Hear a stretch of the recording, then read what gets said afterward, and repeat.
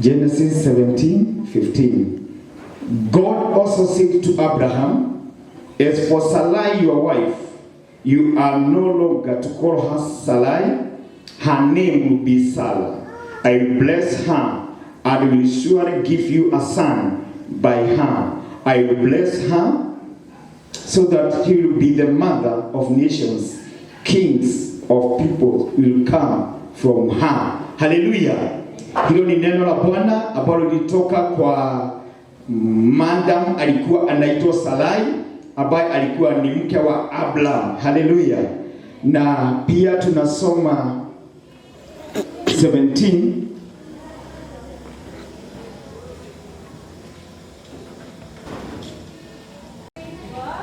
3 from verse 2.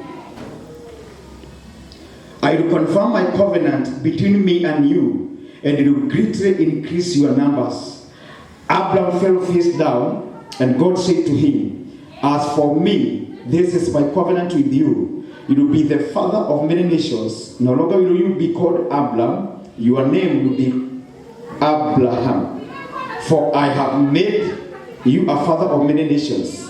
I will make you very fruitful. I will make nations of you, and kings will come from you. I will establish my covenant as an everlasting covenant between me and you and your descendants after you for the generations to come, to be your God and the God of your descendants after you. The whole land of Canaan, where you are now an alien, I will give as an everlasting possession to you and your descendants after you. I will be their God. Bwana asifiwe. Mahali ambapo tumesoma tumeona promise ya Mungu ama neno la Mungu likitoka kwa ajili ya Abraham na Sara. Lakini hapa tunaona wakiitwa Abraham na Sarai. Haleluya. Na kuna kitu nataka tukaelewe.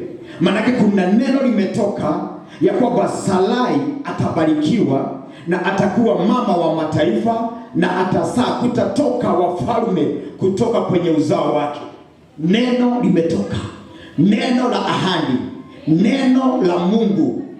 Bwana wetu asifiwe. Neno limeashiriwa, lakini baada ya neno kuashiriwa unakuta kuna mahali tutafika uone ya kwamba ilikawia sana kabla ya hili neno likaja kutimia. Ile baraka imetangazwa, lakini tunaona kuna muda uliweza kukawia, lakini kukawia kwa lile neno halikufanya ahadi isije kutimia. Tunaelewana? Haleluya. Neno limetoka, limeashiriwa, lakini kuna time imeweza kuingia pale ndio hilo neno likaweza kutimia. Na kile nataka kusema ni kwamba what you carry in the spirit must manifest in the physical. Kile unabeba ndani yako kitakuja kuidhirika ama kuonekana. Haleluya. Neno limeashiriwa la Sara ya kwamba atabarikiwa, na neno limekuja wakati ako kwa umri wa uzee, lakini tunaona ya kwamba muda ulikawia tena kabla ya lile neno kuja kufika ama kuonekana. Lakini kumbuka ya kwamba kwa sababu ni neno la Bwana lazima lingetimia. Haleluya. Na kwa sababu sisi tunaishi kwa sababu kuna neno lilitamkwa kwa ajili yetu. Mwanzo Mungu akasema na tuumbe mtu ambaye anafanana na sisi. Labda alikuwa anaongea na malaika. na wale wengine, akawaambia tuumbe mtu ambaye anafanana na nani? Na sisi tukaubika. Kwa hilo neno tuliubika. Na kwa kila mtu siku ya leo nataka uelewe ya kwamba kuna neno lako ambalo Mungu ameliashiria.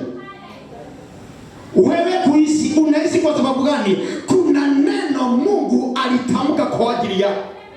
Ni vile wakati mwingine hatuelewi. Manake tunahifadhiwa na Mungu kwa kuwa Mungu anaona huyu siwezi nikamuondoa kwa sababu kuna neno na kuna kazi nilitamka ndani yake na nitakuja kuitimiza. Kwa hivyo kuishi kwetu tunaishi kwa sababu gani? Kuna neno la Bwana ambalo Bwana analitazamia aje alitimize kwa ajili ya maisha yetu. Kwa hivyo na wewe mahali upo, kuwa uhai kwako si kama kwamba ni dhabihu ulitoa, si kama kwamba ni wema umetenda, lakini ni Bwana anatazamia wewe kuwa umeokolewa na umesimama siku ya leo. Na kuna wengine ni walevi, kuna wengine wamejisahau, kuna wengine hawajielewi. Ni kwa sababu ndani yako kuna neno limewekwa, limetamkwa na Jehova na analitazamia kuja kulitimiza. Na hiyo sababu imekufanya Bwana akusimamisha. Hiyo sababu imefanya Bwana akuhifadhi. Haleluya. Hilo ndilo limetusimamisha. Na kwa hivyo ndipo nasema kile ambao tumebeba, manake neno la Bwana ni spirit. Neno la Bwana ni roho. Imetamkwa ikiwa roho, imeingia ndani yetu. Na kwa sababu tumelibeba hiyo neno, tutaligoja na linagojewa wakati wake. Neno limetamkwa kwa Robinson ya kwamba maisha yake yatakuwa hivi. Labda Mungu alisema akatamka, mimi ndiye mlinzi wenu. Kwa hivyo anapotembea, hata kama kuna hatari, hata kama kuna adui hata mdhuru, adui hata muangamiza, kwa kuwa kuna neno ambalo Jehova ametamka, mimi ndiye mlinzi wako. Hilo neno ndilo linakusimamisha. Ni kitu gani kilitamkwa juu ya maisha yako? Kwa Sarai ikatamkwa 17:15 ikatamkwa ikasema ya kwamba huyu ni mbarikiwa. 17:15 the God also said to Abraham, as for Sarai your wife, you are no longer to call her Sarai, her name will be Sarah. I will bless her and surely give you a son by her. I will bless her so that she will be the mother of nations. Sarai atakuwa mama wa mataifa. Lakini alikaa miaka si moja sio mbili, miaka mingi akionekana hana mtoto. Wanamuita tasa, akawa ni tasa, akawa ni kama amesahaulika. Lakini kumbuka ya kwamba kuna neno limetamkwa na Bwana ya kwamba amebarikiwa ni mama wa nini? Jamani tuongee. Amebarikiwa taitwa nini? Mbarikiwa, mama wa mataifa. Ndani ya uzao wako, ndani ya tumbo lako kutatokea wafalme. Lakini ameendelea kusonga akiwa tasa. Lakini kipindi hiyo yote, hata hiyo miaka iliyopita, kumbuka kuna neno limetamkwa na Bwana. Na neno linasema Mungu ni mwaminifu, he is faithful. Lazima aje na akaweze kutimiza. Amen. Neno likatamkwa, lakini akaendelea akiitwa tasa. Neno lilitamkwa, anaendelea kuitwa tasa. Neno lilitamkwa, anaendelea akiwa tasa. Lakini wakati huo wote, hata kama miaka ilisonga, kumbuka kuna neno lilikuwa ndani yake, lilikuwa linaumbika, linaendelea kuumbika mpaka wakati Bwana akaja likaweza kuidhinisha. Hivyo ndivyo ilivyo. Kwa wakati huu yaweza ikaonekana ni kama hakuna kitu kinaendelea, ni kama hakuna kitu kinaendelea maishani mwako, si ndio? Wakati mama ameconceive, miezi za kwanza 1, 2, 3 inakaa, hata kuna wengine wanakaa hata miezi 6, miezi kama 7 bila hiyo mimba kukua kuonekana. Lakini ikumbuke hata wakati haijaonekana hiyo period ya kutoka wakati aliconceive, kuna kitu kilikuwa kinaumbika mpaka siku na wakati ukafika, ikaonekana na mtoto akazaliwa. Amen. Hivyo ndivyo neno la Bwana lilivyo. Wakati limetamkwa, kuna hiyo kipindi cha kugojea, linaendelea kuumbika, anaendelea kubeba, anasema tu nini itaneni tasa, lakini ninajua kuna neno lilitamkwa. Haleluya. Unajua walikuwa labda wanaenda kwa plot, wanatokea pale Mungetho wakiwa Abraham pamoja na wazee wengine, watu wanamuita, wewe sijui utakuwa namna gani, hujawahi pata watoto, mkewe hajai kukupatia asana, lakini Abraham alikuwa anajua kuna neno lilitamkwa, kuna neno liliasiliwa na Bwana. Bwana yetu asifiwe. Hivyo ndivyo ilivyo kwa wengi wetu ambao tuko hapa. Kuna neno la Bwana ambalo liliweza kuasiliwa, na hili neno wakati wake unapofika, unapoingia, hadithi yetu inabadilika. Our story must change in the mighty name of Jesus.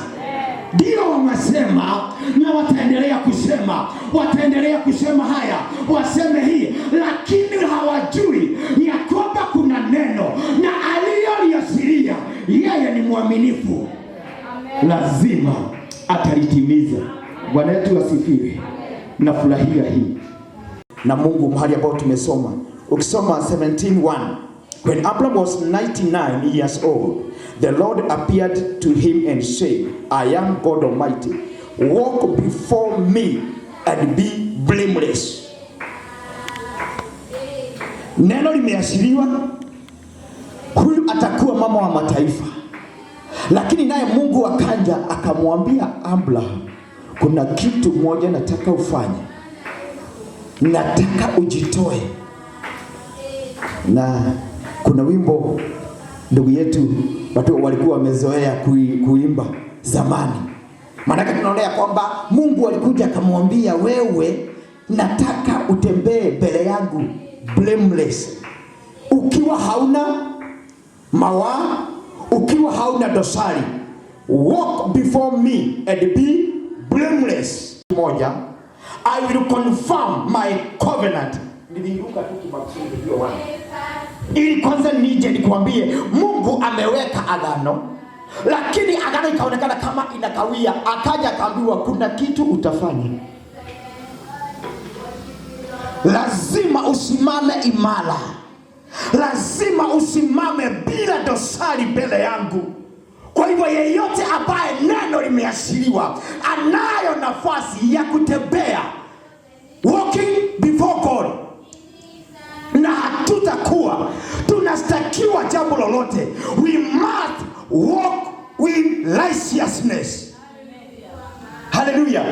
Bwana analitasamia, na kuna kitu hapa Bwana lile neno ameliashiria hata litimiza ukiwa kwenye hiyo maisha ya dhambi.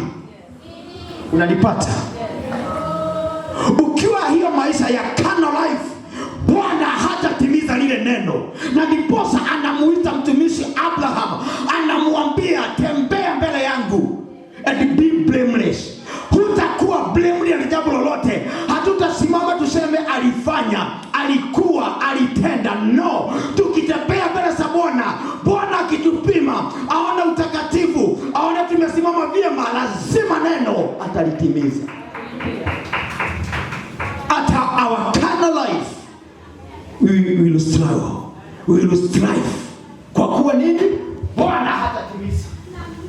Tumebadilishwa na neno, tubadilike. Haleluya. Ukibadilishwa na neno, kubali nini? Jamani, hamuongei. Badilika. Lazima tukubali nini? Lazima tubadilike. Hiyo wimbo ulisema nitawafafanulia. Naguthinguriria waikurukire Ibrahimu waiga niawamukira magĩa ndũgũ na Ngai ndacokire kwagana Ngai akĩmũrathima na ndericũkwo. Wakati utakatifu ulipoteremshwa, Abraham akasema nimepokea utakatifu. Mungu akambariki. Kwa hiyo tunaona kwamba kuna kipindi Abraham ametembea akiwa ndio ameitwa, ahadi imewekwa, lakini hakuwa amesimama. mpaka aliposimama akajitoa, na Mungu akamwambia, lazima ninapokuona ukitembea mbele yangu usiwe na mawaa yote, uwe msafi, kusiwe kunayo suku ndani yako. Hakuna jambo watu watakusuku wewe. Kila mmoja wetu Mungu analo neno kwetu. Kwa hivyo ni jukumu letu kujua ni neno gani Mungu amelitamka kwa ajili ya maisha yako. Ni neno gani Mungu ametamka juu ya hiyo ndoa yako. Kila maisha yetu Mungu, unajua si lazima tutendewe, lakini Mungu akija kutendea kazi neno lake na limetamkwa kwa ajili yetu, akija kulitimiza, muujiza unafanyika kwetu. Haleluya. Umenipata? Unajua mambo mengine vile wakati mwingine tunaweza hata kawia sana bila muujiza. Wakati mwingine inayofanyika ni rehema za Bwana tu. Anapokuja kutimiza neno lako, neno lake alitamka neno gani? Kama wakati tuko kwa hatari, lazima tujue kuna neno limetamkwa la ulinzi. Kuna neno Mungu ametamka la ulinzi. Ukitazama Genesis 15, nataka kukuonyesha vile Mungu hutamka neno ili ujue ya kwamba wewe kwako kunalo neno.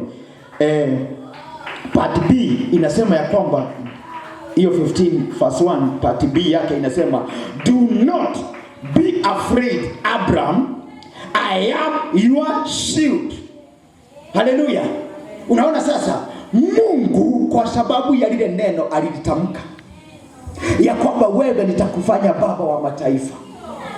Anapoona ni kama huyu anatetemeka, ni wakati anaona ni kama anaogopa, Mungu anatokea, anatamka neno tena. Anamwambia, I am your shield. Don't be afraid. Wewe usifadhaike moyoni mwako. Usisumbuke moyoni mwako. Mimi ndio ngao lako. Mimi ndio mlinzi wako. Kwa hivyo kama wakati kuna hatari kama huu, wakati watu wameogopa ugonjwa, wewe unajua kwamba Lord is my shield. Jehova ndiye mlinzi. Ni neno gani limetamkwa juu ya maisha yako? Kama tungejua yale mambo Bwana ametazamia kwetu, ni mambo gani Mungu amenena juu ya maisha yetu, jameni, hakuna hata siku moja tungehangaika mioyoni mwetu, tungesumbuka mioyoni mwetu, tungeteseka mioyoni mwetu. Haleluya. Utasa wa Sarai haukumaanisha miaka yote atakuwa tasa. Utasa anaitwa tasa, lakini neno limetamkwa. Haleluya. Nafasi ikafika, time ikafika ya manifestation ya the word of the Lord. Utasa wote ukaweza kusahaulika, na ukisoma inakuelezea vizuri sana tunapoendelea tu. Alafu akaambia, I am your shield, you are very great reward. Mungu anatulipa. Yes, our reward. Huanga anatupatia, anatulipa. Kwa hivyo kama kuna kitu tunatazamia, laiti tu nitujue ni neno gani limetamkwa. Wakati unaona kama kumekawiwa, amekawia, kumbuka amesema, I am your. Umelipokea neno, umeconceive. Manake the word of the Lord is a seed. When you receive it, ni kama yule ambao ameconceive. Kuna kipindi ya kukua, lakini kipindi ya kukua watu wataendelea kuona ni kama maisha ni yale yale. Lakini labda jana ama leo kuna neno limetamkwa, Mungu anakuinua. Na kwa sababu amesema atakuinua kwenye kipindi hiki, ili mpaka alete hii kampuni ambayo unaenda kufanya kazi, kuna watu watatazamia, wanaona maisha yako haibadiliki. Haleluya. Lakini kuna kitu haelewi, kuna neno limefanywa nini? Limetamkwa. Bwana yetu apewe sifa. Kwa hivyo lazima tujue kuna neno ambalo limetamkwa kwa ajili yetu, na likitamkwa lazima litakuja kutimia. Wakati linatamkwa, unajua kuna kaadili, kuna mambo ilikuwa inaendelea Salai, mama mkongwe, mama ambao ameinama, mwili umekuwa umeenda kama si. Alafu sasa hii hadithi inakuja ati ya kwamba kuna time atakuja, maanake yule mama ambao amebeba mimba hawezi akaenda kama ameinama. Sara aliangalia hata umri wake alikuwa amepita, kulingana na sayansi yote alikuwa amepita, hangepata mtoto. Kwa hivyo mambo ya kupata mtoto ilikuwa cancel. Haleluya. Unajua kuna vile mtu anaweza kuja akuelezea kitu akwambie, na wewe mimi ninaona ukifundisha university utakuwa mwalimu wa university. Wewe ukijiangalia, unaangalia grade uliyoipata, mahali ulikaa na vile mambo yalikuwa, unashindwa hili kusema nini. Lakini lazima tunaangalia ni nani amesema, ni mwanadamu ama ni Mungu. Kama ni Mungu amesema, ana njia zake. Haleluya. Kwa Sarai ilikuwa ni jambo gumu zaidi. Kwa sayansi alikuwa out, kwa mambo yote ya nini alikuwa out, lakini kwa sababu ni neno na aliyelitamka ni mwaminifu, lazima ingetendeka. Kwa hivyo kukua kwake na kujikuja kama si haikuzuia neno la Bwana kutimia. Yale yanaonekana hayawezekani kwa mwanadamu, kwake Bwana inawezekana. Amen. Jamani, mngesema amen. Hayana mbele wala mwisho, yanapofika kwa Jehova yote yanawezekana. Bwana yetu asifiwe. Na bora tuamini hii, bora tuamini hii. Wakati Sara anaponelewa, hata yeye alisheka, alishindwa itakuwa namna gani, itawezekana namna gani. Lakini Mungu naye wakati anaona kama tunazimia kwa sababu ya ile neno aliyolinena, lazima anatuvisit mara tena. Haleluya. Amen. Anafanya nini? Anatuvisit, anatutembelea. Akiona ni kama hatuna nguvu, anakuja anatutia nguvu tena. Bwana yetu asifiwe. Amen. Wakati aliangalia kaona na kumekaa namna gani? Ngoja tusome 18. The Lord appeared to Abraham near the great trees of Mamre, while he was sitting at the entrance to his tent in the heat of the day. Abraham looked up and saw 3 men standing nearby. When he saw them, he hurried from entrance of his tent to meet them and bowed low to the ground. He said, "If I have found favor in your eyes, my Lord, do not pass your servant. Let a little water be brought, and then you will all wash your feet and rest under this tree. Let me get you something to eat, so you can be refreshed and then go on your way. Now you have come to your servant." Very well, they answered, "Do as you say." To look at back 9 inasema, "Where is your wife Sarah?" They asked him. "There in the tent." He said, Then the Lord said, "I will surely return to you about this time next year, and Sarah your wife will have a son." Hallelujah. Akamuuliza Sarah yuko wapi? Akamwambia alikuwa tu pale. Unajua kina mama ni jikoni, alikuwa pale, alikuwa housewife, akatu pale, hana tumaini, anasema naenda kufanya kazi ya nini? Na mimi sasa sina matumaini. Mwingine ukimwambia utakuwa hivi, anaenda college, anakuuliza hiyo miaka imeenda na mambo mengine. The way you are, mwingine umwambia vile ulivyo. Hebu imagine kuna kampuni inakuja ikiangalia wewe. Mwingine anakueleza sasa vile mimi nimeshapa. Mimi vile nimeshapa tu kweli. Naweza pata kibali kweli. Naweza fanya hii, naweza faulu kwa hii. Lakini ni nani amesema? Ni Jehova. Yeye Abba amesema ni mwaminifu. Na kwa sababu yeye ni mwaminifu, lazima atatimiza. Nataka tusome 1 John 5:14. 1 John 5:14 inasema, "This is the confidence we have in approaching God, that if we ask anything according to his will, he hears us." And if we know that he hears us, whatever we ask, we know that we have what we ask of him. Hii ndio ujasiri. Huu ndio ujasiri tulio nao, ya kwamba wakati tunaposongea kwenye huyu Mungu, ya kwamba tunapomuita anafanya nini? Anasikia, na anaposikia anatupatia kile ambao tumefanya nini? Tumeomba, tumeuliza. Bwana yetu asifiwe. Kuna jambo umeuliza, kuna jambo umemwomba Bwana, kuwa na confidence. Kuwa na confidence. Have confidence. Shida yetu sisi ni watu wa shaka. Haleluya. Sisi ni watu wa shaka. Tunaomba, wakati mwingine unaweza jipata kwa hatari. Unaomba ulinzi, lakini umefanya nini? Umefunga kisha moja, nyingine umefanya nini?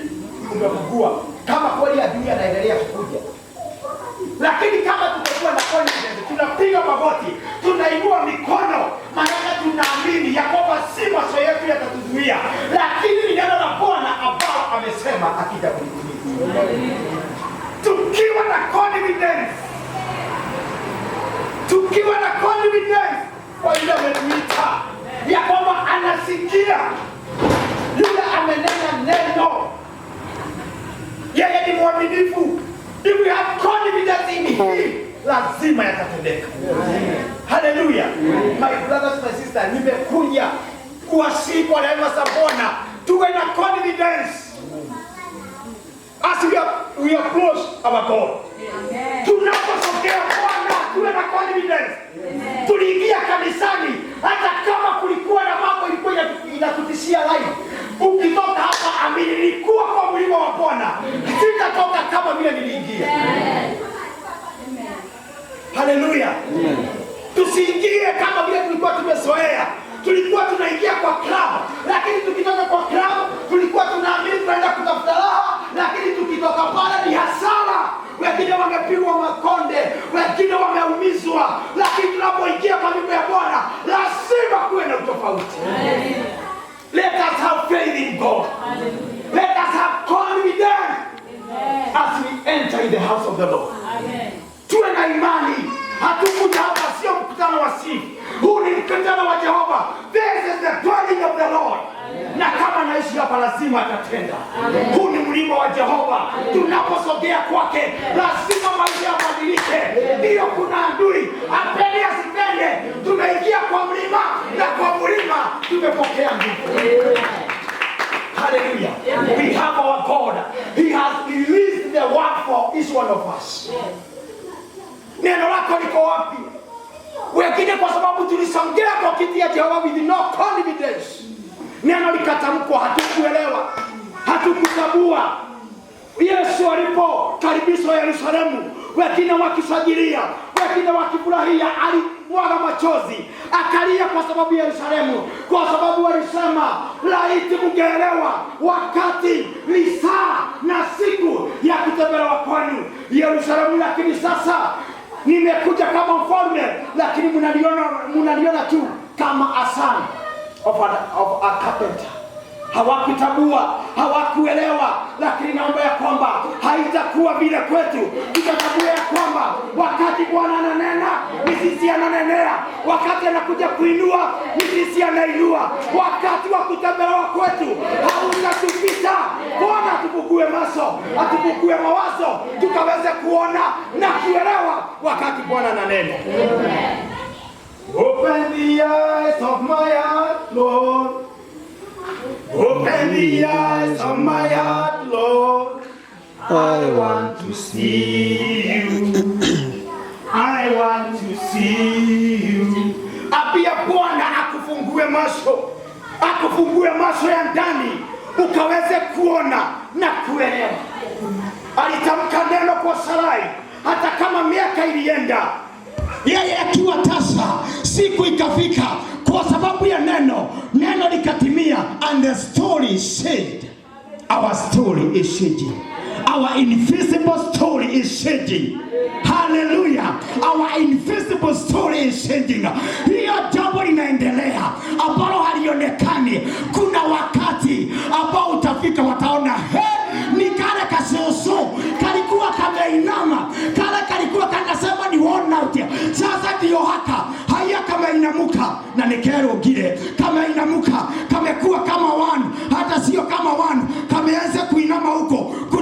imeanza kuingia, sio mwingine imeingia. Susu wa miaka 90 ndiye huyo amebarikiwa. Yale yasiyowezekana na mwanadamu kwake Jehova inawezekana.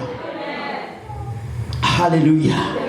Ni neno gani limetamkwa juu ya maisha yako? Wengine maprofesi imetokea, maunabii imetokea, ukatoka hapa ukijua story yangu yote imebadilika. Pia your master, labda mahali umeajiriwa, jamani, huoni nimefanya kazi, unatoa hata your extra time unaipeana kwake, lakini haoni. Yeye Mungu sio kama mwanadamu. Wanadamu waweza wakajifanya vipofu, lakini yeye Bwana, yeye ni mwaminifu. Tunapomuita yeye anasikia, anaposikia anatenda. Haleluya. Sijui kama ushawahi kwenda kwa mtu unajaribu kumwelezea kitu, lakini anajifanya yeye kabisa hasikii na haelewi, hashikanishi, hanyiti chochote. Lakini Jehova ni nani? Tunapomuita yeye anasikia, anaposikia yeye anatenda. This is the confidence. Jamani, mnanielewa? Ebu wave your neighbor, mwambie unanyita hii. Muulize, unashika hii kweli? Jamani, the confidence we have in our God,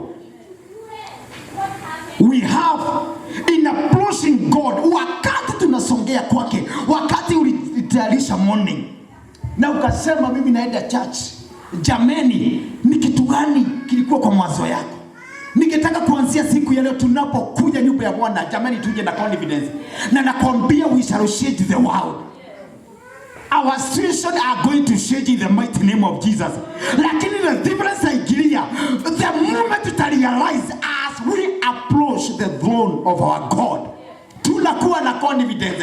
Hayakufanyika jana na hayakufanyika, lakini kwa sasa yule Bwana ninaenda kumuomba, yule Mungu nimemwamini, haleluya, anasikianga. Na akisikia anatenda. Just that. Amen. Usijanira mambo mengine, hiyo tu. Amini neno lake, amini neno la Bwana, lazima maisha yatabadilika. Neno ambalo Sara alilishukua pamoja na Abraham lilibadilisha maisha yao. Hallelujah. When he received the word of God, he believed in it. And as he believed, he obeyed. Hallelujah. Jamani, nanipata? Neno likatolewa ya kwamba nitambariki, atakuwa mwanadamu, na yeye aka receive. He received, he believed, and he obeyed, and then he walked the word of the Lord. He walked. Alitembea kama neno, akatembea na neno mpaka neno likamfanyikia. Hallelujah. Amen. Alisikia neno akalisivu. Unapolisikia neno, lisike neno, shika neno, kamata, kimbia nalo. Hallelujah.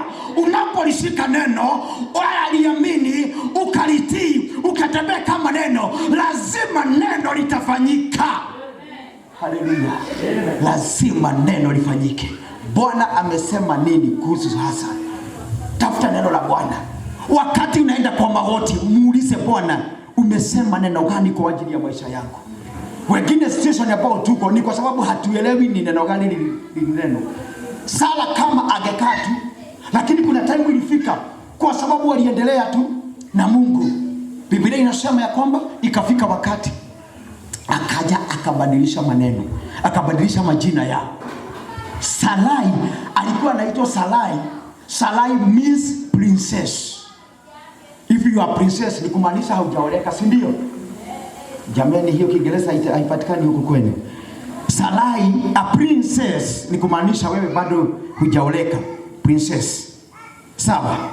Kwa hivyo lazima akabadilishiwa, kwa sababu in the spiritual realm sisi tunajua anaitwa Sarai ati ndiye mume wa Abraham, mke wa Abraham, pole. Lakini in the spiritual world, wao wanaona kasichana kamlembo kanaendelea kuzunguka na vijana. Lazima Mungu mwenyewe agaje na mpaka akamwambia, sasa sikiza, wewe hautaitwa Abraham, lakini utaitwa Abraham. Wewe hautaitwa Sarai, lakini utaitwa Sara. Alipobadilishiwa hapa, maneno ikabadilika. Kwa hivyo inawezekana ya kwamba kuna wengine sasa hapa, maanake hata neno hatujui, hatukulielewa. Kwa hivyo inaweza kuwa kwa tunangangana na mambo lakini haina njia.